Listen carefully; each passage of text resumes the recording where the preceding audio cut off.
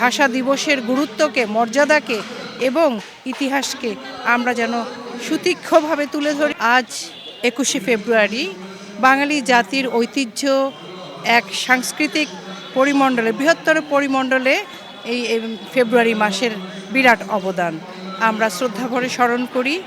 বাংলা ভাষার, মায়ের মুখের ভাষা কেড়ে নেবার যে এক বৃহত্তর শত্রুতা বা পরিকল্পনা করা হয়েছিল, সেই পরিকল্পনার বিরুদ্ধে একদল তরুণ দাঁড়িয়েছিল।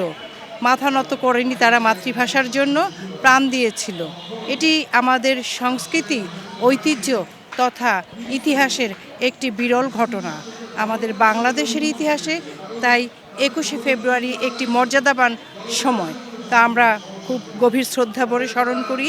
এই দেশের ভাষার জন্য, মায়ের মুখের ভাষার জন্য যারা জীবন দিয়েছিলেন, আত্মাহুতি দিয়েছিলেন তাদেরকে, এবং এই সময়টিকে স্মরণ করি যেদিন অকাতরে জীবন দিতে মানুষ কুণ্ঠাবোধ করেনি।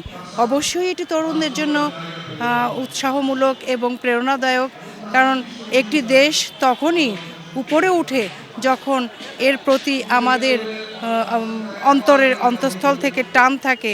মাতৃভাষার প্রতি, মায়ের প্রতি এবং দেশের প্রতি যে অনুরাগ, অনুভূতি, তারই বহিঃপ্রকাশ ঘটেছে ২১শে ফেব্রুয়ারিতে ১৯৫২ সালে।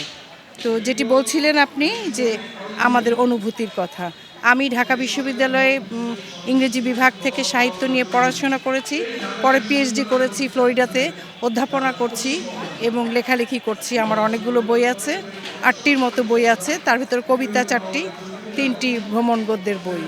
তো যেটি বলছিলাম যে অবশ্যই আমরা শ্রদ্ধাভরে স্মরণ করি বাংলার যে ইতিহাস, এই ইতিহাসকে নতুন প্রজন্ম যাতে মনে রাখে, সেই জন্য এই ভাষা দিবসের গুরুত্বকে, মর্যাদাকে এবং ইতিহাসকে আমরা যেন সুতীক্ষ্ণভাবে তুলে ধরি।